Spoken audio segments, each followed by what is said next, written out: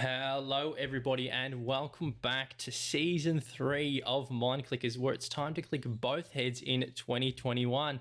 I am joined today by the man, the myth, the number one EU1 seed going off to the LA Major, Mr. Joyo from Team Queso. How you going, man?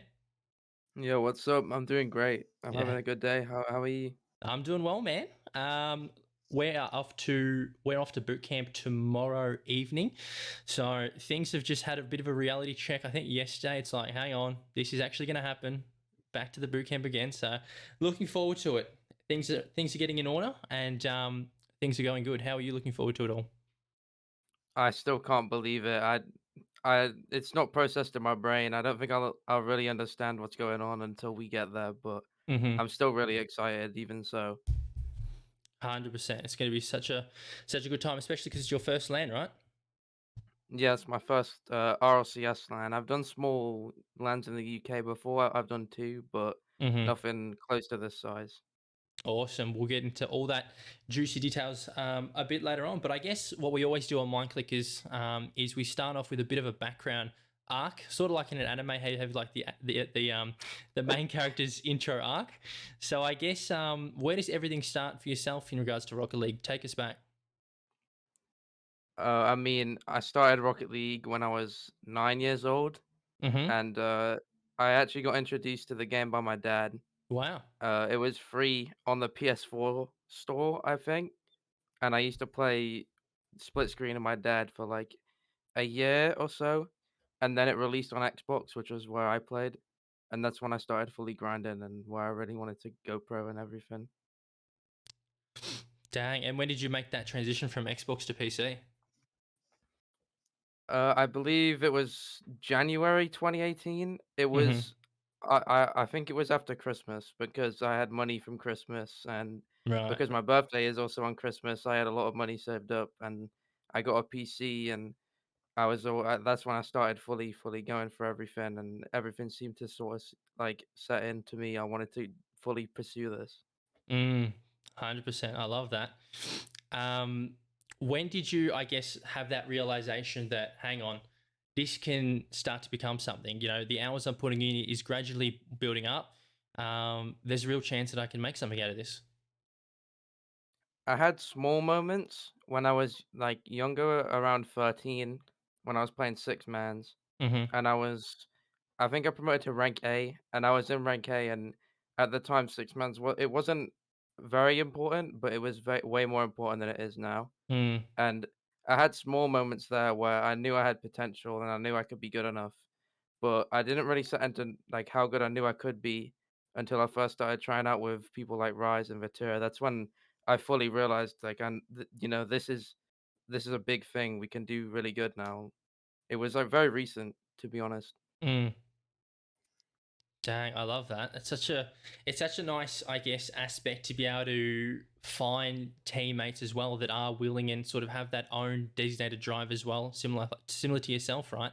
Whereby Mhm. everyone's on the same level of wanting to improve, wanting to get better, but also acknowledge how each other plays, right? Yeah, we were all really hungry to prove ourselves, especially when we first started trying out. And I Mm-hmm. think we all knew how good we could be. It was just doing it and putting in the effort. Mm, for sure. Love that. Now, I had a chat with App Jack and I sort of asked him the same question just because it's a curiosity of mine. Because obviously, um, on the Renegades, Fever is sort of in regards to, I guess, doing school, but he sort of put that on hold. What does the situation look like for you in terms of school? Are you currently in school or are you put that on hold as well? I'd say I'm in a similar situation to Fever then. I Mm, sort of put it all on hold when everything started going well for me and when I got on queso and stuff. I struggled a lot in school and mm, I had a few issues and I wasn't doing great in classes. I couldn't concentrate and I had a lot of anxiety and stuff with my school. And I thought, why not try and just wait and pursue this like once in a lifetime thing now? And then always I can go back and do school and finish my exams and stuff because I don't think I was doing too great anyway. I just thought it was worth taking this once in a lifetime opportunity. So I've sort of put it on hold. mm, for sure. And I guess I probably already know the answer, but do you regret anything yet or not yet? Nothing yet, especially with how good we're doing. Yeah. Quite a statement there. I love that. Little bit of confidence. Yeah, Always yeah. good to see that. Yeah, no, I think that's really interesting. I think that when you have that opportunity, because I think the biggest thing, right, is traditional sports, there's to be on a pro team on traditional sports, say, for example, soccer Mhm. or football, anything like that. I think you guys call it football. Um, to be on a pro team, there's how many slots on a pro team on a football team? Like, 10, 15, 20. But how many Yeah, slots yeah. are on an esports team? In Rocket League, there's three, right? So the Yeah, it's opportunity really is small. is very scarce, right? So I think being able to realize that and also take the opportunity when it's there and just sort of think like, this is what I'm going to do. I've got the opportunity in front of me. I'm going to commit to it and just see where it takes me because at the end of the day, it's one of those opportunities that, as you said, probably doesn't roll around too often, right? Yeah, like, obviously, as well, I think the balancing if you can balance school and playing, it's definitely the best option, but it really just depends on your circumstances, and if you think that it's holding you back or you're not doing too well in one or the other and you wanna focus on one, then you should just try and trust what your decision like, what try trust what your gut says, I guess. I always felt like I wanted to follow and pursue this game more than school at the moment, so I Mm, just went with it. love that. Awesome. And I guess later on down the track, when we talk about, I guess, career aspirations, is there anything that you were thinking about that you wanted to be, I guess, before the Rocket League scene? Not really. I've always been sort of like I'd play it by ear and I wouldn't really make any decisions and I'd just sort of do whatever my life takes me, like what direction it takes me.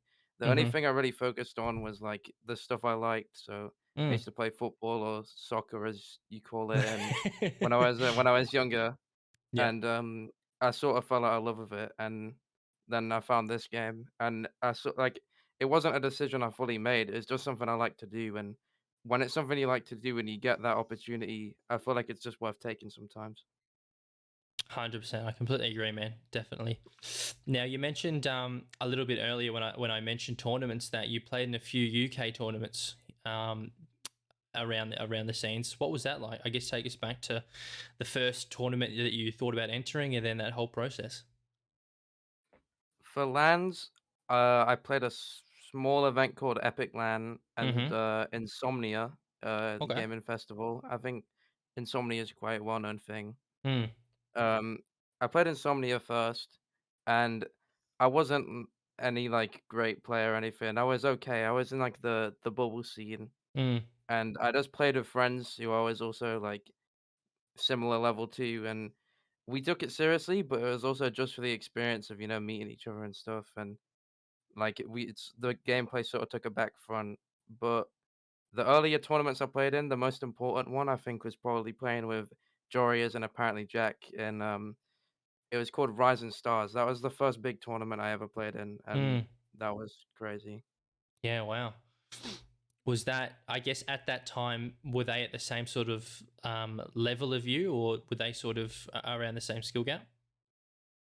When I played with Jack and Jorias, I was sort of like I wasn't as good as them, but people knew that I could sort of like hold up to the level. I don't think that anyone would say that I was better than them at the time or like close to them, but people knew that I played like fine with them. They just Mm. knew that I was okay at the game, and it was really good to play with people like that and to have those people around because it motivates you a lot as well. Yeah, for sure. Definitely. I think when you sort of encapsulate yourself within that group whereby other people are performing well, it sort of gives you that sort of intrinsic confidence to also strive for that as well, right? Yeah, definitely. I think keeping a friend group of people that motivate you around is always one of the best things you can do. Mm-hmm. For sure. Love that. Now, I guess, I take us through, I guess, the first time where I guess, Team Queso started to become a reality. And it's like, okay, hang on, we've got, a really good opportunity here. We played a tournament called it was called Mediterranean Esports 2. I think that was the exact Okay. name. Yep. Um, a few teams got invited. The old Team Queso roster, which was Demensa, VK Salen, and Atomic, Mm-hmm. and Rick's DG at the time, which was Cash, Mike Boy Ocelon. A few of them teams got invited. We were too late to get an invite, but we played the open qualifiers, and we played a lot of because it was called Mediterranean Esports Tournament, it was sort of promoted to a lot of like Turkish teams and all these other teams. So the open Mm, qualifier, we played against a lot of Turkish based teams, and then we made it to the semifinals, and we played Team Queso, the old Team Queso roster. They were a top 5 team in Europe at the time, and I remember beating them and Rick's GG and winning the tournament. mm, And that was the first time that we really thought like, oh, this is something that could be a really big, insane thing. Like we have the potential to do it because it was one of our first. I think it was our first tournament actually. mm-hmm. Like we knew we could be that good when we won that tournament. Love that. Awesome. And then you went on to have quite a good RLCS Season X, right? You won the regional event too. Yeah, yeah. I mean, we did pretty good. You know, try and stay humble, but you know, it's kind of unbelievable. I didn't expect any of this, and Yeah. I mean, I thank my teammates. They're both insane. This has been an insane split for us. I hope we can keep it up for major. Yeah, for sure. I guess that that regional two being from Season X, but I guess the Oh, 2021, 2022, taking the event one and event two, event three, sorry, coming second in event two. Um, Still putting up pretty dominant performance though. yeah. I mean, I don't even know what to say. I mean, Mm-hmm. stuff has been so surreal in the past few months, and it's kind of hard to describe. It still confuses me all the time. I mean, Yeah. we we were like okay, and we had results which we knew we could do better than back in the earlier regionals, and we didn't know it would be this fast though. That was the thing. We never knew it would be this fast, and that's just because we all just tried so hard and believed in each other. I don't know. It's just insane. Mm, I love that. I guess what was it like for you when it was like, okay, we're going up against some of these really big teams now. Um, I know that we've put in the work. Let's just play our game. Let's just have some fun. What was sort of that sort of team, I guess, overall vibe and I guess mentality towards just playing and doing what you do best? We have this sort of idea in our team Mm-hmm. that we always play the best when we're thinking about the least amount of things, when there's nothing bothering us and Mm. we're fully focused on the game. And we always have this confident mentality that we know we can beat everyone. Yep. That's always when we play our best. We always like to not have to think about anything and just go and do what we normally do. That's normally our vibe, and we just have fun with it. And we don't take it like not seriously, and we don't joke around. It's really serious, but Mm-hmm. we sort of have a bit of a laugh with it and have some fun. Mm. I love that. I absolutely love the fact that you mentioned, just having fun because I think when a lot of teams sort of get muddled up is whereby, at the end of the day, this is esports. At the end of the day, we're playing a Mhm, game. And at the end of the day, why did we start? I think most of us started for the fun of it, right? And being able to mhm. still withhold that all the way up until the absolute top pro level, I think that says something pretty significant. But also, I think when you have fun with it and when you just go in with that confidence, like you said, I feel like that the expectations also just start to just not be as much of a barrier as well. Because obviously, at the end of the day, everyone's got an expectation whereby you want to Mhm. perform, you want to try your best, and you want to absolutely try your best, whether it be in Swiss, whether it be in groups. Um, but having that fun around and being able to enjoy yourself thoroughly, I think that does at the end of the day reign pretty supreme, right? It definitely helps a lot. It lifts the pressure as well when Mm, you're around people that just make you laugh and you can just have fun of it. You know, it's always the best vibe. Like it's a serious thing, and it's a business and whatever, and it's there's money on the line, but you're always gonna do your best and play your best when you're around people that you enjoy playing with. 100%. I love that, man. And I guess I think I asked Jack this. I can't remember I asked Jack this or not, but when we think of teams, or I guess when we think of the Renegades, in my perspective, we've developed a pretty good team culture, and I think it's really synonymous to have. Each team has that specific team culture whereby the vibes are different here and there, whether it be how you communicate, whether it be whether you go into game day and your little pre-ritual routine and stuff like that. Would you say that you guys have developed a team culture of yourself, and what do you reckon that looks like? I don't know if we even like have a unique culture. It's more like we just do what we just we do stuff randomly. We don't overthink things. I Mm, guess we could say that's our culture. We always like do anything to not overthink things. We're always there to just play, and we don't try and make a big deal out of it. We just go in there and play. We don't mm, have many like rituals. We just sort of sit and have a laugh before we play, and we just have fun of it and just try and not overthink what's going on. mm. I love that. I love that a lot. Do you do you yourself have any like sort of pre-game routine that you like to do? I know CJ likes to go and relax and have a banana and just get some fresh air by himself. Do you have anything that you Uh, like to do? this is gonna sound really random, No, you're but good. before every tournament I play, I always brush my teeth before the tournament. I don't Okay. brush my teeth before the scrim. It's not before the scrim. It's not after like the tournament. It always has to be before the tournament. Like just before we join the test lobby, I always go and brush my teeth. It's just something I always do. I don't know why. I always like to. I don't know. Feel clean. I guess. I don't know. It's Yeah. a really weird thing. I always brush my teeth before I play a tournament. Yeah, right. I like that. It's a unique one. I haven't heard that before. Uh, Um, yeah. There's one thing I have a funny story, I guess, whereby because I used to work in traditional sports quite a bit, and some of those guys, I think football and tennis and all those sort of guys, they always love their sort of pre-game routine. yeah. And one of the guys I was coaching, one of his pre-game routines was to go outside and get some sun. And Mhm. that was pretty much what he wanted to do. Like he couldn't turn on a light and just sit under the light. It was literally just the sun, and getting out and going and sitting in the sun. But then there was a tournament that was at night time, and it's like, hang on, I can't do that now. And then he just completely ended up flopping because he habitually was so used to a routine that he couldn't control. So I think I really like the fact of you've got a routine that you can actively control, whereby it's something you can do. It's something that you're pretty happy with, and it's definitely not Yeah, yeah. something completely wild and random. I know that some people like to wear like a favorite T-shirt or favorite like socks and stuff like that, which I don't mind as well. But yeah, I like that. It's pretty random, but I mean, it's fast and it's easy to do, so Mm-hmm. why not? Love that. Now, what are your thoughts? And I know it's a bit of a controversial one. I don't know if you have any. You might not. I know that Fever definitely does. But what are your thoughts on placebos? And I guess people who have to wear like the same decal, the same tires, the same title, and stuff like that. I think I'm probably up there as one of the biggest placebo players. Uh, so I might say I'm the CEO of placebo. Okay, all right. I I Run me mean, through recently it. recently I moved to a Mustang.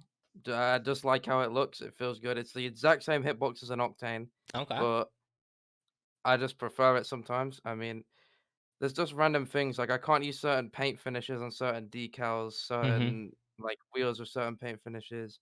I think that's more common around people, but, like, there is random things that I just can't do in game. Like, I need to flip the right way or else I play worse, and, like, my controller movement, like, is completely different depending on certain things. Mm-hmm. And when I, like, copy other people's car designs, I feel different when I do them as well. I'm a massive placebo player, but I don't think placebo is bad either.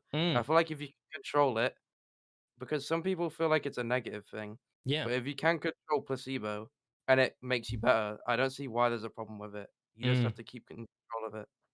Yeah, I think that you could definitely argue its strength as well because it's something that sort of actively makes you feel confident as well.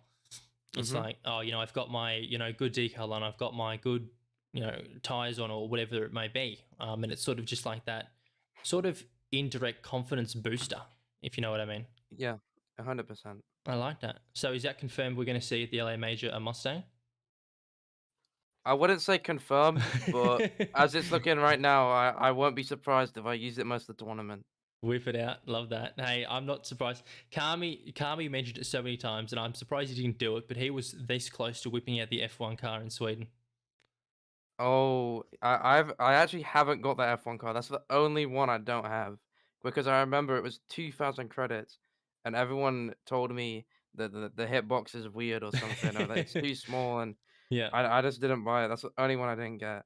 Yeah, I haven't used it personally, but I don't know why he likes it. He says that he can only whip it out like one in every 20 games, and whenever he does, it's like it's just pop off central. It's like he's hitting everything, like double touches, redirects, he's skims, everything. Yeah, So, that honestly makes sense. I have like random car designs that I don't feel for so long, or random cars that I feel mm, terrible on until there's just one time where it clicks, and it might not even be for a long time, but randomly you'll just feel like the best player in the world of it. mm, yeah, for sure. Definitely, it's a crazy thing, and I guess a lot of players have it, but yeah, if you're able to, as we said, and as you said as well, to control it and be able to acknowledge the importance of it, then why not? Hey, Exactly. awesome. Now, I guess a lot of players that I've had a chat with in the past, it's sort of a controversial thing, but I definitely see the importance of it, and we do it as well, very much so. But what's your take on replay analysis, and how many I guess hours a week do you think that you should I guess be going over your own gameplay and looking back and trying to make improvements and think, oh, I could have done this better, could have done that better. This is one of the most unique things I think we do as a team. We haven't watched our own replays for like months. Right. We've sort of just got into this habit of just all we want to do is natural and we don't want to change anything. It's like a weird sort of thing in our minds where we think if we go back and look at something while it's going well, then it might just ruin everything. It's sort of a weird thing. Hmm. I think watching replays is definitely a good thing, and especially when you're trying to improve and everything. But with our team, it's very weird because we're all mechanical players and we all haven't had much experience, so we don't want to. It's just goes back to our thing of not overthinking. We don't want to Mm-hmm. think about anything. It's one of the only random things that we have and unique things, I think. We just don't watch replays. We just go in there and play natural every time. That's really interesting. I kind of like that take because I guess a really big negative of replays, right, is this whole thought of overthinking, whereby you Mhm. become a little bit too critical, a little bit over analytical, and especially when you're focusing on what the enemy team's doing as well. Because Mhm. you might be versing or you might be analyzing a replay of Dig, all right, and then get really focused in, oh, Dig's doing the specific, rotation. This is like super specific, but then all of a sudden, they don't do that or they switch stuff up, and Yeah. that sort of catches you off guard, right? Yeah, 100%. I mean, I don't think I'd say 100% I'm against replay analysis. I don't think I'm definitely not against replay analysis. It's just Mm, at the moment where we are now, we sort of don't want to change anything and think about stuff too much because that's sort of our way of thinking about things. But it's definitely a positive thing, especially I believe that solo replay analysis is more effective than team replay analysis sometimes as well. I think it's easier to control what an individual does compared to a team. mm. And I guess well, I guess you don't really do it that often, but I think I think the importance that individual replay analysis definitely does hold barrier Mhm. above team replay analysis in some situations, especially because you know that you're the one actively in control, right? Yeah, 100%. It's easier to understand, I think. It's just way easier to do. I feel like team replay analysis, if it works well, then it works well. But I think it's more easy to consistently make a solo replay analysis more, like, work more consistently. Mm, yeah, yeah, for sure. Love that. Um, Now, something else I was a bit curious about as well, and I guess one of the big things that a lot of players go through, especially first LAN or especially if it's Hmm. first regional, going up against a big team, is this whole idea of performance anxiety, right? And this whole Yeah, idea of the yeah. team's way better. They've got so much experience. They've been together as a team. They've won this, and this. Is there a way Hmm. that you sort of tackled, I guess, your confidence and I guess even little bits of anxiety that you might have had previously? There's two main things that come to mind when I think about this, and I think the two main things is reassurance from your teammates when your teammates tell you, do what you want. You do your best. I believe in you. It's always one of the best things you can do. And also, an underdog mentality. That's what we always like to have. We always want Mm. to feel like the underdogs, like no one believes in us. So we work that extra bit hard just to, win a game or take a game off a team or win a series. It's always like one game at a time with an underdog mentality, and we all believe in each other. That's how we play our best and how we deal with our nerves. Mm. I love that. I love the underdog mentality. And I Hmm. think it really does work quite well. We took that into Sweden as well, Yeah. especially in our first game versus Endpoint. I think we were definitely the underdogs. Hmm. But we just come out, all you got to do is just play your game, right? If you can go Exactly. out there and actively say, look, we played our game, we played the way we wanted to, and most importantly, we had fun with it, then I think that's a job well done Hmm. at the end of the day. Um, Irrespective of, win or loss, if you're able to just have fun with it. So, Hmm. I love that. And I also love the reassurance from teammates as well. And I think that also sort of musters back into sort of that team culture as well, whereby you're constantly reassuring each other and being able to have those conversations if required, right? Whereby you might be Hmm. feeling a little bit down or you might be feeling like something's a bit up, and it's always like, hey, no, you're all right, yo-yo, yo-yo, Joyo. Yo, yeah, I'm going to use yo-yo now. You're all good now. You've done this in the past. You can do this in the future. Let's just focus on the present and let's just kill it together. Yeah, yeah. Having that really good teammate synergy. Exactly. Yeah. I think it's always the best. And same thing with not overthinking. You always know that you can only do what you're capable of. And when you're reminded by that by your teammates, you just all you can focus on is the game, and it gives you way more confidence. Mm-hmm. Love that. Now I know that you are, and I've got a funny story. I don't know if you heard this before, but when we were boot camping in Sweden, I was sitting like we had like a desk, like a massive office at the back. Mm-hmm. I was sitting at the far left, and Carmen was sitting right at the very far right, right. And I remember we were screaming you guys, and I can't remember what happened, but I think you hit like a flip reset on K Dog, and all I heard him do was just slam his desk and said, "I can't do it." I know you boys are just very mechanical, and it's such a good thing to see on the Mhm. field. Um, Especially, I guess, in RLCS, how much do you think mechanics plays into the picture of being able to be a complete team? I think mechanics can be the most and least important parts of a team at the same time. I feel like without mechanics, you can't do much, Mm, but you don't need to all try and be mechanical and do too much. It's sort of like a middle ground where you need a certain level of mechanics to keep up with everyone, but your mechanics and confidence are so like linked together mm, that with a sort of ground, like a base level of mechanics that you need to meet, that with your confidence can just make you look so much better.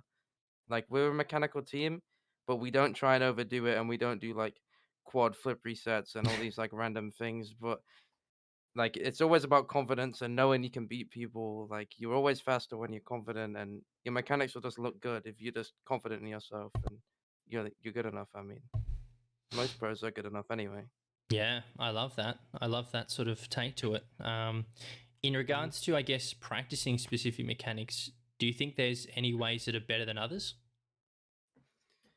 I come from a weird background of I got a lot of my mechanical sort of plays from freestyling. Like Mm, my first 4K hours were probably in like casual and like training and stuff. love that. I Okay. was I was fully a freestyler, and when I started moving more to comp, I still sort of had that freestyle sort of mindset. I mean, I was in pulse. I had like, well, I always went for clips in games, and that was how I got my mechanics. But I also have loads of hours, so I don't know which is the most effective way.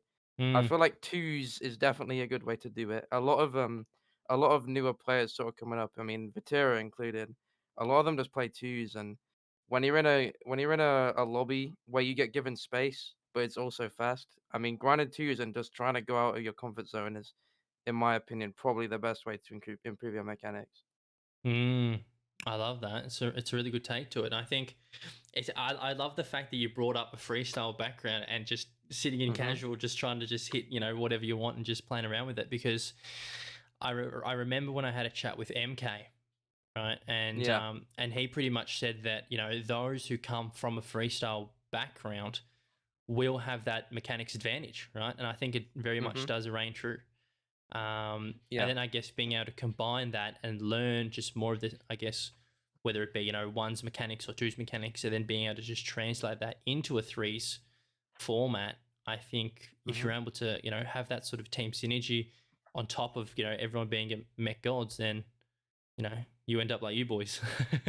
Uh, yeah, I mean, I feel like I don't know many people who came from a freestyle background, but I feel like me and Breezy are the most probably common brought up ones, and like we definitely do things a bit differently to even most mechanical players.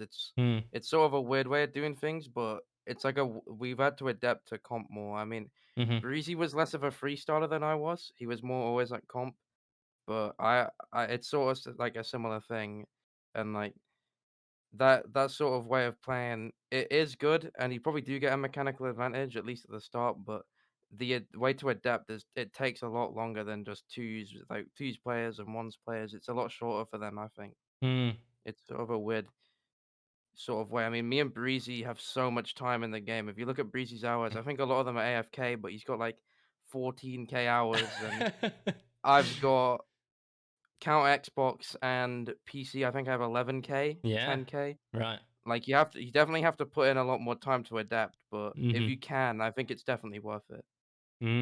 I like that. I like that a lot.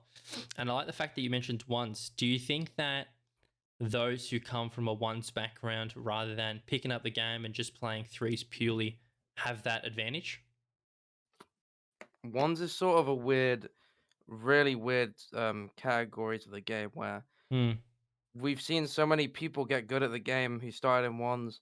Example, apparently Jack. I mm-hmm. mean, even people like Fairy Peak played a lot of ones. Scribkiller played a lot of ones. Yep. There's a load of really good players from ones, but like especially recently, I don't actually think there's been many people coming from ones, and I don't know why that is. Mm, But ones can definitely be good. I think it just depends how you play it because mm, ones now is very similar to like just you get a free solo play and you go for an agile bump or you go for a flick and you just sit in there and wait to save it. Whereas I think a lot of ones players would be a lot easier adapting to freeze if they went out their comfort zone a bit. I think a lot of freeze is getting out your comfort zone and trying things that you might have never before and that's like learning something new. And that's why I think twos players normally at least have the best chance in freeze. Rank twos I think is the best way because you get that space and time, but like people are still fast and that is pre jumping you and stuff, and they don't mm. leave the ball. Yeah, I do like that take as well. I think that you can make sort of positive negatives towards once because it is Hmm. that sort of isolated gameplay where it is yourself and it's sort of that constant pressure. But I think the other positive, I guess, aspect to it is that you do, I guess, over time get more ball time. I guess you could make the argument. Hmm. True. True. Um, and I think that was one of the points that I had a chat about previously, whereby, yeah, I guess if you're a new player that is starting out in some of the lower ranks, trying ones and just getting more ball time, hitting the ball, learning how to take it up the Hmm. wall, learning how to dribble it, it just helps to facilitate the earliest skill levels just pretty nicely, I think.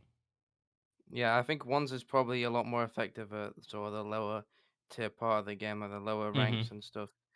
A lot of ball time is good. It's just when it's sort of like that bubble player to pro like player sort of area where like everything has to be done fast and Mm, you always have to think of something on the spot. That's when I think that's not all ones players, but some ones players have like a lot of issue adapting because mm. you can't just do the same 1v1 plays over and over again. And I can't comment fully because I don't have much of a history in ones, but people like Jack play ones in a way where like it might seem like he's not doing much, but he's definitely like trying some things that a lot of ones players wouldn't as well. And like mm. Monkey Moon is just like so good at everything. He can just try random stuff in ones and it'll work. I mean, I know Jory is just three stars in ones now, and it probably helps him a lot more because he's playing in a way where he's not just practicing the same thing over and over again. He's trying a bit of everything, and I think in a game like Rocket League where it's so random and just anything can happen, like trying to cover a lot of bases normally works the best. Mm, I like that. I like that a lot. I think it is really interesting the sort of debate between ones, twos, and threes, and Hmm. I guess what that comes from. And I think that I don't know, was it recently or maybe it was on Johnny Boy's stream? I can't remember. Someone said, I guess, having two regionals and then the third regional being a 1v1 or a 2v2 regional. And I think that's a bit of a wild idea. Oof. Oh, I don't know.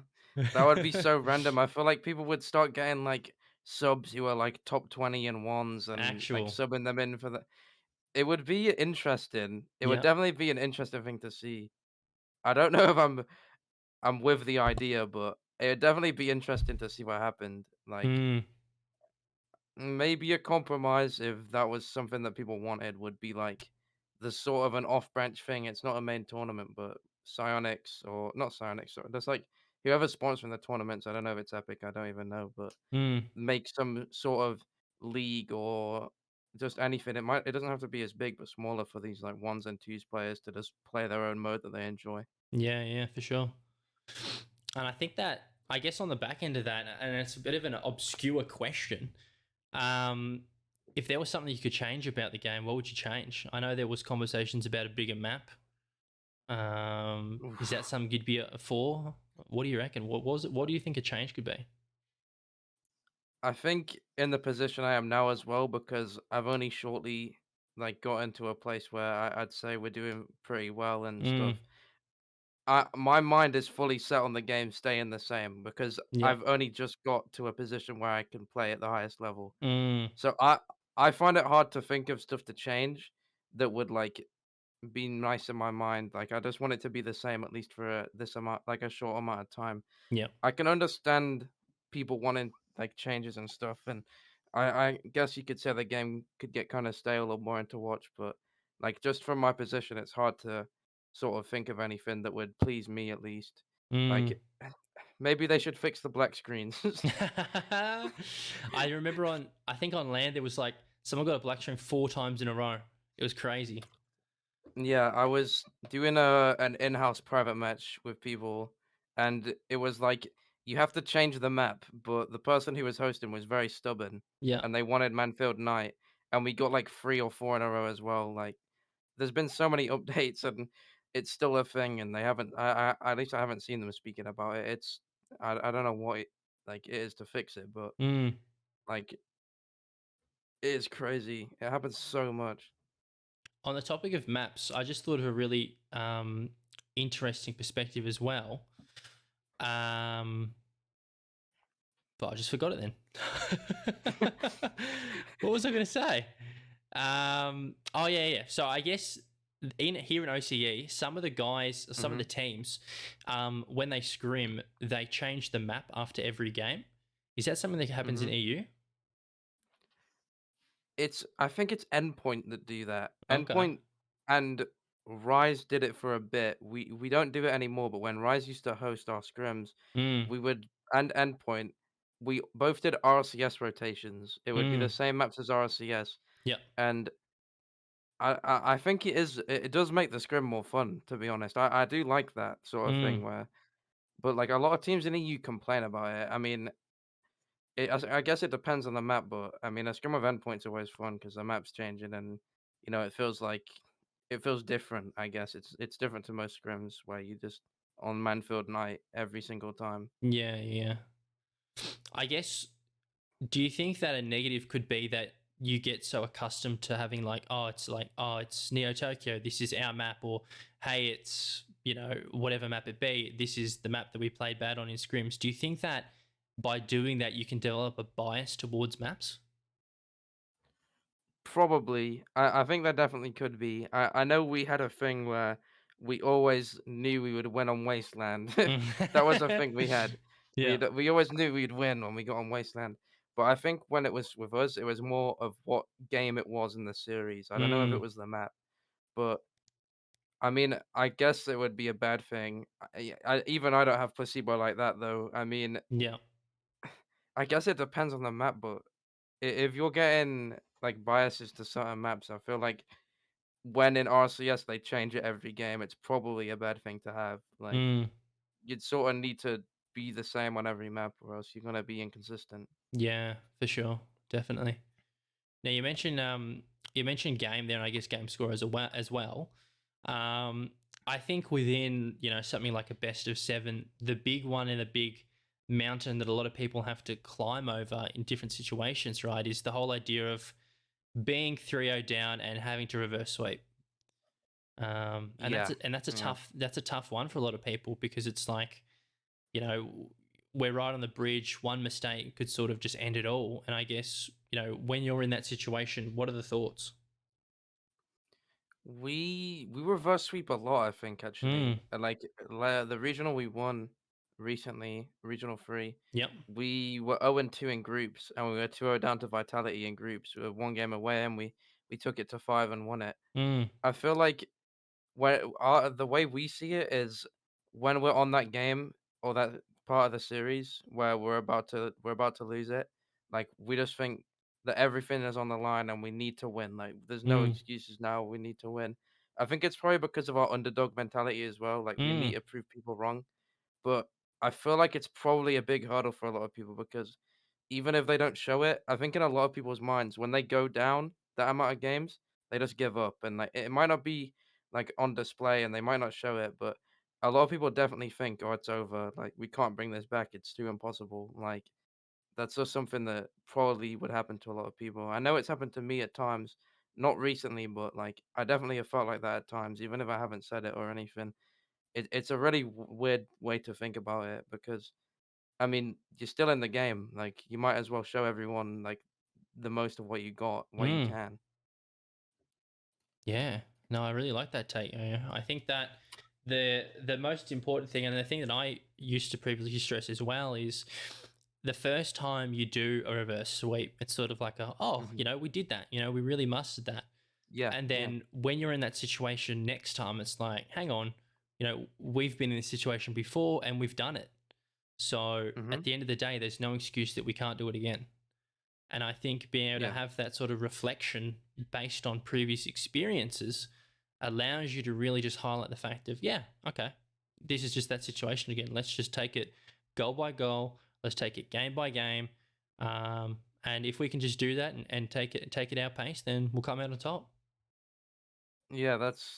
That could definitely be true. I mean, I just remembered this, but our first series of any RCS ever, Mm, we played the invitational qualifiers because we got an invite at like the 13th seed, mm-hmm. because of our off-season results.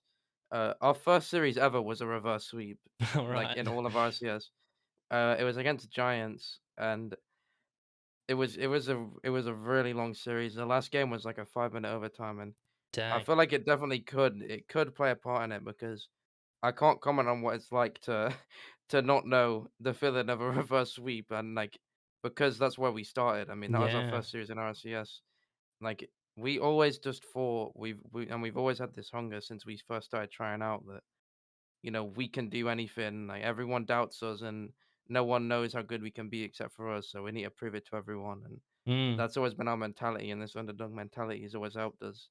And I yeah. think that like never giving up and knowing that you're still in the game, like you can just take it one game at a time. And I mean, anything's possible if you're still playing.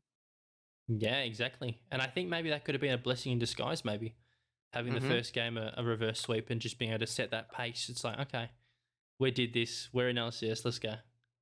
Yeah, exactly. I think that definitely could have played a good role into us, feeling like we can do anything and keeping that sort of mentality even when we're on game point and about to get swept. Mm, love that. Powerful stuff, man. Love that. Hmm. Is the same mentality as well when it's game 7 OT, whereby it's like, Oh okay, yeah, one game, one goal pretty much is the dictator of everything now. Let's just make sure we score that goal. yeah. First split. This is something that I do have experience with. Our first split. I don't know the exact stat, but it was our game 5 and 7. Our match point ratio was like terrible. I Mm, think we won two and lost. I could be wrong here. I don't know the stats. I think we lost 8 or 9 and won two.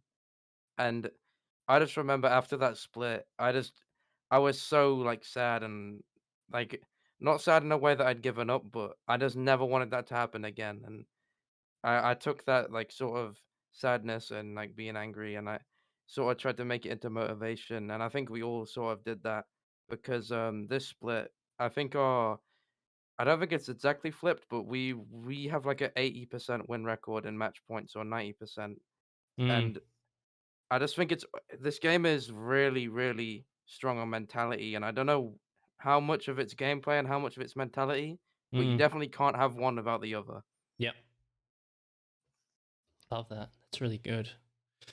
I guess the gameplay and mentality aspect, you can make a really another sort of connection into sort of the coaching scene as well, whereby some teams have a gameplay coach, some teams have a mentality Mm, coach, right? yeah. Do you think that one's better than the other, or they're tied, or I guess if the players, because I guess from the way that I look at it, the players themselves, they know what's best for them. They know Mhm. what they need to do, in regards to their own way, and they know what they need to change. So do you think that there's a difference between the two?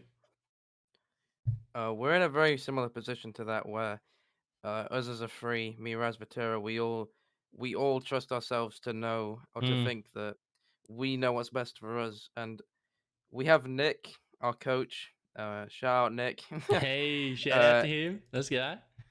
Originally, we had him as a gameplay coach, and after split one, we sort of had a talk, and we had him in this position of being more mentality based. I know that BDS, I think Kale. I don't know exactly what if he does any gameplay. I don't think he does, but Kale is definitely a lot more based around mentality, Mm-hmm. and we sort of wanted to try a similar thing. And I mean, we think it's definitely worked for us. I don't know what is better than the other, to be honest. For us at least, we definitely prefer a mentality coach. Mm. But I would assume it would be different for each player and every individual, because I mean everyone's different and everyone plays better a certain way. But us as a free, we've always liked to do things our own way and be natural with how we play and sort of like let us take the reins and have someone behind us supporting us more than telling us what to do. Mm. Yeah, I really like that sort of aspect. And I think it's crucial to have that outlet as well, whereby, you know, you can have problems that are inside the game, but, there's also problems that are outside the game, right? And Yeah, being able to have someone to talk definitely. to and work through those is always crucial. Hmm. For sure. Definitely. Love that. Um, I guess on that aspect of, someone being on the external and someone being there to help support you.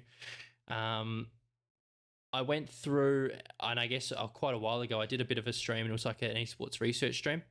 And Hmm. I actually looked at something that it was a paper for Rocket League, and what it did was it was a sort of a video camera that tracked Rocket League players, Hmm. but it was only in ranked. But what it did was it tracked their reactions. So whenever they scored a goal, it tracked if they were happy or sad. Whenever something happened in game, it tracked their, I guess, it tracked their eyes, it tracked their eyebrows, their mouth, Yeah. and their sort of visual statements. Do you think that, based, and it's kind of an in depth question, a tricky one, but when you, I guess, celebrate a goal, um, there's a difference between being, enthusiastic and happy over it versus just sort of being mundane and sort of just focused in on it and just sort of like, okay, let's go next. Because I know that I think when I watch Dig, they're just like, they scored a goal and say, okay, let's go next one, let's go next one, next Yeah. one.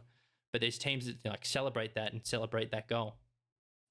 Yeah, we had a similar thing. We didn't do Mm, we didn't like thoroughly research it. I just remember I think Rise spoke to Jack or Scrub, and it was the same thing we heard from Dig is that mm, they always um when they score they just sort of stay locked in and they don't want to get say emotional. mm, I mean, we lie somewhere in the middle between Dig and for example, do you know I mean, I assume you know, like Misfits, Cash gets very hyped yep, when they yep, yep. score, and he gets very down when they get scored on. Mm, We lie somewhere in the middle of that, but okay. we lean more towards Dig's sort of way of doing it, where we aren't completely like down, or not down, sorry, but like we aren't completely straight faced when we score. We're like we'll shout a bit, we'll go like nice, but like we won't ever let it affect us. We don't want to get too emotional and like feel like it's over before it's over. And we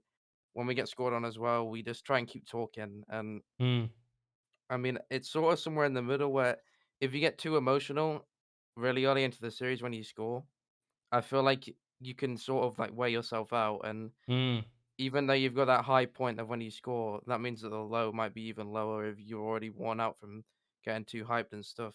for sure. But yeah, we're somewhere in the middle. We sort of we celebrate goals, but we always lock in right after we score. Like in the replay, we all start focusing back up, and we don't go like crazy until we win the series. That's when we like fully hype up and go crazy. Mm. I like that. I like finding the middle ground of what works Mhm. between hype and I guess the endpoint. And I think, well, not I think I know that in sort of that sport psychology sort of aspect, it's sort of that arousal zone, and you don't want to Mhm. be too over aroused versus too under aroused. You want to find that Mhm. essentially your flow state whereby you're sort of just locked in. There's a transformation of time where you're just really just focused in and you're able to just play your best without actually acknowledging it. It's sort of just happening.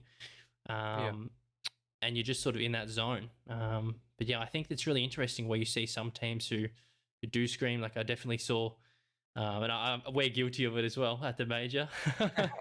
I still remember our first game versus Endpoint, and the first goal we scored, I think we just went ballistic. And then as soon as we scored the last goal to win the set, that was Mhm. just like, yeah, that was like throats are hurting after that sort of screaming. Yeah, But yeah. I guess you celebrate the end. But yeah, it's really interesting to compare the differences because you can also compare, I guess, how a team, it's sort of a resemblance of a team as well. And I guess it sort of embodes into team culture, like we talked about earlier, whereby, a team that celebrates or sort of acts together still, is in that sort of joint synergy and how a team is reflected on. So it's Mhm. definitely an interesting statement. I think that, I personally did learn a lot from going to Sweden. I think there's a lot to take to LA this time around, whether it's Yeah.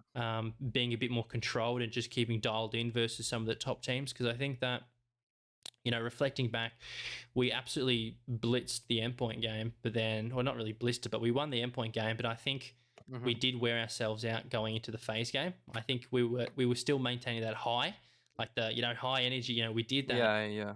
and I wasn't able to, I guess, control that reset. Like, okay, let's reset it back.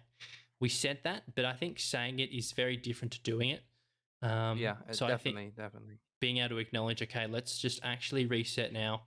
We know what we've done. Let's just go on to the next one, and being able to acknowledge that is crucial. Mhm. So it's definitely an interesting sort of aspect and area. I guess looking towards the major now, Yeah. exciting stuff. Um, t- Definitely, definitely. Talk us through your plans and I guess what you've got going on, and when are you leaving for boot camp, and I guess what does that look like, and what have you got planned? We're boot camping on the 12th. So we set off in less than 10 days, like Oi, 8 days from now. yeah. And we're gonna boot camp for 8 days. Then we're gonna go to the hotel and stuff. The epic. I don't know who is in control. ESL's in control of it, right? Mm-hmm. Yep. Yep. Yep. The ESL have sorted and stuff, and we're gonna do that first 8 days of boot camp. Sort of not fully lock in. I think that especially Rise wants to see it as sort of like half holiday, half boot camp. I mean, I don't blame him. LA Yeah. is definitely a nice place to go. For sure. Um I think the boot camp will sort of be a more lax version of what we do in the hotel, where Mm. um at the boot camp we'll sort of be chilling, and we'll scrim twice a day, obviously, twice, 3 times a day, and Yep. get everything done. But we'll also sort of want to sightsee, and we're going to a Lakers game as well. Oi, Yeah, yeah. we're going to a Clippers game, so Yeah, yeah. I It's think gonna I be think fun. you've I got the mean, one up on the Lakers game though. I don't even watch basketball, so It's all about the experience though. yeah, yeah. It's just a crazy experience. Yeah, we're definitely gonna stay focused though, but we do Mm. want to sort of have some downtime, especially in such a nice area and place to be. Mm. Um, After that though, we're gonna fully lock in. From the 20th onwards, we'll be fully locked in, fully Yep. focused, and I mean, I hope and I believe in my teammates. I believe in myself. I know we can do what we did in the regionals. The Mm. same thing in the major. It's just a matter of time until we get to do it. Yeah, I love that, man. I'm very excited to see it, and I think you put it nicely. Being able to, I guess, accept that you've deserved the trip over to LA, so being able to have that bit Hmm. of downtime where you can sort of relax and enjoy yourself as well is very crucial. And Yeah. it's sorts, when you're in that sort of boot camp together, and it's like together, playing ranked and playing and scrimming. It's nice to have that sort of downtime away where you can do a few team activities because we've got some Hmm. stuff planned like going to like top golf and just like absolutely smashing some Yeah. golf Yeah. balls into the absolute into the air. Yeah, Yeah. and just being able to enjoy that downtime. Yeah, I mean, I think it's nice as well. I feel like even if you're not fully focused from the start, I feel like when you've sort of got that experience out the way and you've done all the cool stuff you want to do in LA or around Mm, that area, when that's all done, you won't sort of like feel like you missed out when mm, you start getting like locked in and stuff. for sure. So um, like I said, especially Rise. Rise is wants to go and see LA. Yeah. I don't a lot, and he wants to go and do some cool stuff. I feel like even if he maybe plays a bit less, maybe I play a bit less, maybe Vittoria plays a bit less. By the time we come back from all that stuff, and when we're back from our downtime, we won't feel like there's anything we've missed out on, and Mm, we won't focus on it, and we won't be like feeling like, oh, we should have done this, we should have done that when we're trying to focus. And that, like from the 20th onwards, when we've got everything out of the way and experienced everything we wanted to do, I feel like that'll give us a better mentality going into the tournament as well. I love that. That's a really good way to look at it, man. That's awesome. Hmm.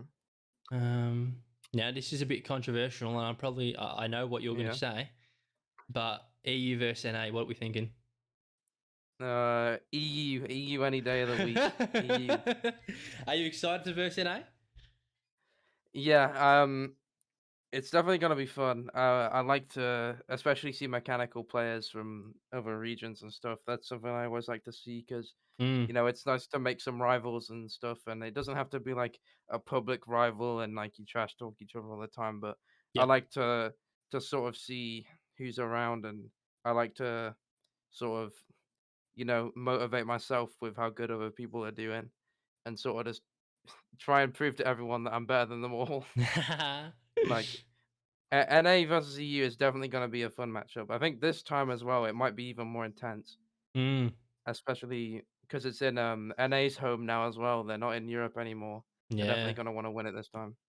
I in the mean, homeland. there's some minor regions. There's some minor regions that can definitely do damage as well. I mean, you guys got an upset against Endpoint, and even though South America didn't have like the best show in Hmm. Sweden, I know for a fact they can definitely do better. I've heard a lot of praise for Yan. I've heard Mm, Yan is really, really good, and I think obviously the one I haven't mentioned yet, Sandrock. Sandrock. That's that was a big one in Sweden. Yeah. Like the minor regions are improving a lot, like very fast, and they only get to play in their sort of own area as well, which is crazy. I mean, I think the more that lands start kicking off again and stuff, I don't see a reason why there's not other teams in the conversation as well. Yeah, for sure, man. I can't wait to see it. And I think I saw on Twitter, did you see the fact of, I think with Sandrock, potentially Ahmed not being able to go? Was it Ahmed? Yeah, yeah, I saw that. Yeah, yeah, it was Ahmad. Um, I'm not sure if he can or can't go still. Mm, Uh, but I feel like if he can go, Sandrock will definitely be a very good team to watch out for. yeah. But as much as I think Sandrock are good and they're all individually good players, I feel like when they replaced Khalid for Senzo Mm, in Sweden, it was a sort of like closest to what like the best thing you could do in that position. Like Khaled for Senzo, if you had to make a sub, I feel like you would do that sub not because he's worse or better than them. Just I think Senzo and Khaled play the most similar because Ahmad and TRK, they're both like the mechanical, crazy. crazy, like just going crazy around the map. Like I think them two were always the main ones on Sandrock that everyone just knew they were just gonna go crazy, just abuse every other team in offense. And Yeah. with Ahmad gone, especially because um, I don't really know, like I don't have a stance. I haven't played Sandrock in a while, but I Mm, know a lot of people think that Ahmad is the best on that team, and mm, with him gone, I mean, they showed before without Khaled what they can do, but I feel like it would be even harder this time if they did just as good without Ahmad. I think he's a very, very vital player on that team. mm. It's definitely going to be interesting, and I've got the groups up now. And I'm just thinking, like, every group's tough, Yeah. right? Every group has Yeah, yeah. every group's quite scary. Every group's a death group. There's actually like I don't know what people theorize the groups are gonna be, but I don't think anyone. I don't want to say that actually because there's probably gonna be someone who adds me on Twitter like I actually got it right. Look, here's the proof. But most people who predicted the groups didn't expect this. I don't think.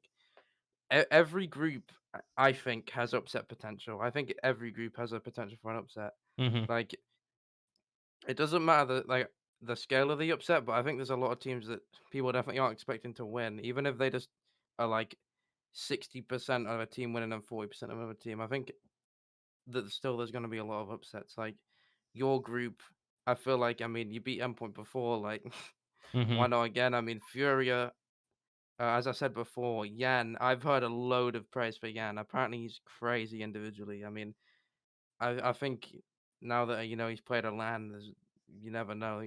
Furia can do like insane stuff. I mean, Hmm. Group C, I've never seen Team Secret. Yeah, I've never seen them play, Yeah, it's gonna be good but as well. you never Interesting. know. There's so many groups of just random teams that I think could just on the day, if some team's on a bad day and they're just peaking or in their prime and like they're all hyped, anything can happen in any group. 100%. I mean, we saw that in Sweden, right? Whereby Hmm. some of the teams had a bit of a shaky start. G2 had a shaky start. Yeah, yeah, NRG had a bit of a shaky start. I think they went to game five with the Sam 2 seed, didn't they? yeah. But yeah, I anything think so. can happen, and land's a different environment, and it's, I guess, Yeah. being able to acknowledge that, right? Being able to think that okay, land's a bit different. There's going to be different vibes. There's going to be a crowd, right? That's going to be a big Oh one. yeah. Being able to, I guess, deal with the crowd of the noise, and especially for some of these, it's going to be tricky. Are you looking forward to, I guess, the crowd, and what do you think? Um, the crowd is in top 8, right? It will be when Yeah. the crowd is. Yeah. Yeah, I mean, that's definitely something to aim for. I mean, I can't even begin to fathom what it'll be like playing in front of people in the crowd, like just chanting for either team. Like I can't even begin to believe what it's like. But I mean, I don't know per se how good we'll be under that sort of pressure from a crowd, but Mm, I think we've proven to everyone that no matter what people think of us or no matter what situation we're in, we can always pull through. And yeah, I mean, I don't see why we couldn't do it again. I mean, we're all confident and we all know we can do it. So I 100%. think there's no reason why we can't. 100%. I love that mentality. And it's just about um, just having that aspect, and acknowledging that, right? Hmm. It's going to be really, really good. Man, I'm excited. The realization I, just kicked in again that I'm leaving tomorrow night. It's just crazy. I, I still can't believe it. I don't even know what to say. Like, it hasn't set in still. It still hasn't set in that we've won a regional yet. To me, I still Yeah, can't believe even that. Like, it's just insane. yeah, for sure. I love that. But hey, the fruits of your hard work are definitely going to pay off soon, and I can definitely guarantee that. Mhm. So it's You about too. taking You it too. game by game, yeah. Renegades top the group. Yeah, I mean, see what happens. I don't know if you know, but Carby's never lost a game to NRG, so I hope you uh, can keep it up. I mean, it's gonna be you good. never know. I mean, maybe bit of a insane game from Renegades. Bit of an upset. Quick 3-0, Quick, quick yeah. 3-0. Get it cheeky, done. cheeky Brazil in game one. Don't worry about it. See what happens. Take it game by game. But yeah, it's going Yeah, to be game good. by I think. And do you think that those teams who, and I think it's probably the obvious answer, but those teams that are boot camping have a major advantage over the teams that aren't? Uh, I guess it depends on where the location is already. I mean, Mm, I feel like you always get things you'd never get playing online from a boot camp because you're next to your team and stuff. mm-hmm. But the biggest effect will be on if teams aren't boot camping and have to deal with the jet lag afterwards. Yeah. Like that is the main thing. But for teams in NA who I don't know if any teams in NA aren't boot camping. I'm not 100% sure, but Mm, if there's teams in NA that aren't boot camping, I don't think they'll be affected too much. But I think it will definitely positively affect the teams that do boot camp because I mean playing around your teammates is just it's not completely different environment. It's just like it just feels different. It's really nice to do. I mean, even like fist bumping your teammates after a goal, like, is just a nice thing. I mean, you get used to 100%. playing together, and yeah, I mean, I think 100%. the boot camp will thrive more on the stage and stuff, and they're just more used to playing next to each other. Mm, yeah, for sure. You know, in Sweden, when we're on the main stage, we weren't allowed to fist bump each other, but we still did Was it. it a COVID thing or I think something? Or... so, but then it was just like, I guess it makes sense. So we did. Well, did we do it? Oh no, we did air once. So we did like air fist bumps to each other because it was Oh, still okay, the okay. gap between each other is still pretty wide. So we were doing air ones. Yeah, But I I mean, think yeah, yeah, I have no idea what we're gonna do after goals, but I mean, I assume we'll probably just fist bump. Like that's the common esport thing is the after going. anything that goes well, you just fist bump and then you just look back and wanna. Love that. I think I think one of the tricks that we had we do it in we did it versus Furia on the main stage when we 3-0'd them. They scored a goal and we screamed Hmm. for them, like we yelled for them, like nice. And That that was must be so confusing. yeah, we looked up at their faces and they were just so confused, like wait what? It was really good to do that. It was good. Bit of a throw off. So Yeah, just um, confuse them. love that. I guess as we start to turn off the gas, as I like to call it, and roll down the hill towards the end, Hmm. is there anything? Is there any foods that you're looking to try over in NA? Oh, um, I don't know exactly. Is it a Popeye's chicken burger or a chicken Oh, sandwich? I don't okay. understand how it works. I've heard a lot of praise for Popeyes. I don't think I've heard as many good things, but Mr. Beast Burger, Oh, this sounds that's a good shout, like a fun thing to actually. try. Just a fun thing to try, you know. That's a good You shout. might as well. There's like a Yeah. lot of random things. Like um, I haven't tried most fast food in England anyway. Like Mm-hmm. I mean, I guess when we're at the hotel or something, or if we're going out somewhere and at the boot camp, if we just find some random place, we're like, oh, let's just go there. I mean, I think it'll just be like that, but. Yeah. Definitely Mr. Beast Burger and, Popeyes, just 2 ones that come to my head straight away. Yeah. I didn't ever think about Mr. Beast Burger. That's actually a good shout. The one Yeah, I it's want just to try random. is In and Out. I'm looking forward towards Yeah, it's true, In and trying Out. In and Out or Shake Someone Shack. told me to do that. Yeah, Yeah, yeah, yeah. Those someone burgers look told pretty me. good. Yeah, I mean, I'm not even a massive burger guy, but, Mm. I mean, I think, it'll definitely be a different like, completely different in America. Like, have you seen the videos comparing what's in the UK or, like, in other countries' burgers compared to the US one? And the US one has, like 7 different chemicals that aren't in any food anywhere else. It's Yeah. just Yeah, yeah, I guess that makes a lot of sense, yeah. Crazy. I mean, yeah. Hmm. One thing as well, I think Fever was looking forward to getting. I think 7-Eleven have like a Slurpee cup or something, Oh, yeah, like they the do. Rocket League cup, and then you can get like redeem it for like the in-game decal or whatever it Yeah, is. the decal, yeah, I want the decal as well.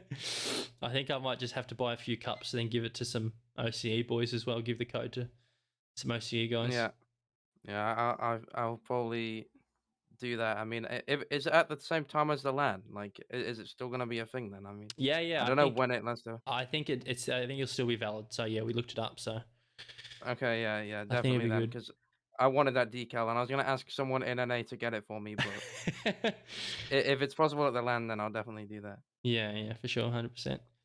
Um, I guess as we wrap up, and it's a thing that I did with all people that come on the show, and I guess we can cater it towards whoever's on the show. But I guess in this case, specific to Rocket League, after I edit this and chuck it on the website and stuff like that, there'll be a whole Hmm. bunch of new viewers that aren't on Twitch that are listening in, and we'll go through it and even Yep. on YouTube and stuff like that.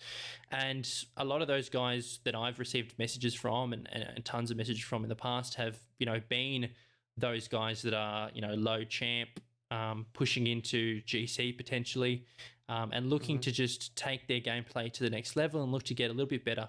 So I guess for all those guys, looking to just get a little bit better at their game, what advice would you give them?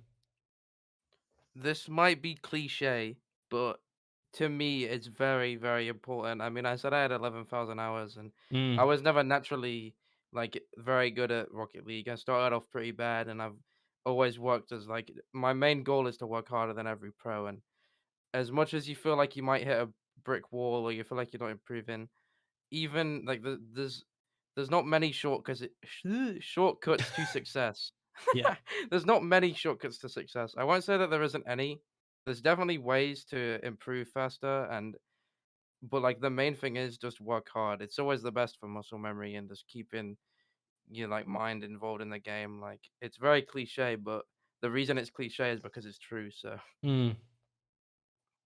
Love that. I think that really just summarizes it really nicely. Just to have the, I guess, ideology that at the end of the day, hours do matter, right? And how much that yeah, you want it and how much you want to improve. And I think the quality of your improvement as well in regards to what you do matters as well, right?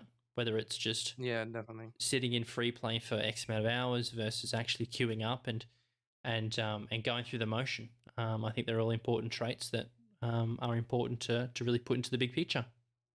Yeah, yeah, definitely. I mean, just do whatever you like. I mean, don't try and force anything, but if you want to go far, just do whatever you enjoy. And I mean, if you put enough time in, there's no reason why it can't happen. I mean, hard work always pays off. Mm, love that, mate. That's awesome. That's an really nice Thank way you. to do it. And I'll probably quote that. That's a really nice way. So Thank awesome, you. man. For everyone listening as well, where can we find you?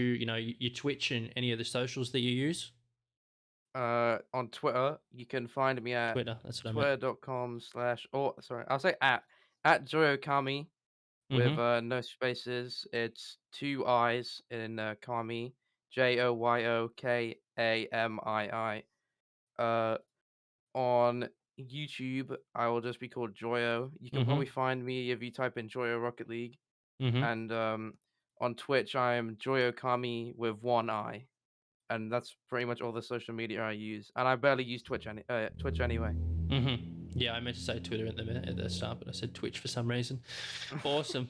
Nice way to correct me. Awesome. Fantastic. Awesome, man. Well, I absolutely loved jumping on and running through the motions and I guess getting a bit of insight in Yeah, yeah. your back history and then, sort of just understanding your perspective towards Rocket League and all the sort of different performance characteristics. I think we summed it up quite nicely, whether it be, ranked, the Yeah. ideology of, placebos and getting reverse swept and really summarizing up some of those really key psychological sort of factors that can be implemented towards Rocket League, but then also Hmm. summarizing it really nicely at the end towards the major. And I think everyone's going to be watching. I'm going to be watching. I Yeah, can't wait. definitely. And we've got to make sure that we get if we can. I don't know what the restrictions would be. I think it's pretty good because there's like a communal kitchen where you can like eat meals together. We got to make sure to get Yeah. like a nice photo together. I'm looking forward towards that. Yeah, yeah, sure, sure. That'd be sick. That sounds good. Yeah.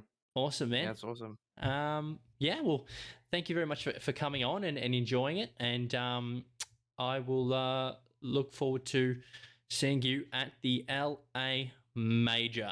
Can you believe it? Oh my, I still can't, but yeah, this was great. I mean, it was fun to talk about what I think about like certain things, and I'm glad you had me on here. And yeah, I mean, I'll see you in LA.